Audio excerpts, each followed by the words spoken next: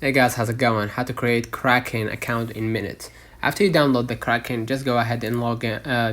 Go to the specific app, and then basically what you're gonna do, you're gonna just go ahead and click create an account. You're gonna enter your email address, right?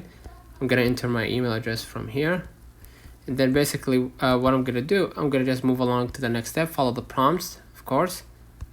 All right, and basically enter right here the country of residence after you click next, and afterwards what you're gonna do, basically go ahead and click create account. By continuing, you agree to the terms of service and privacy policy. If you want to know more about the privacy if you want to know more about their policies, go ahead to the official website and read thoroughly. And congratulations, now you started your cryptocurrency in minutes. So that's been all the comments of this video. Hope you. Don't forget to like and subscribe. Thank you for watching.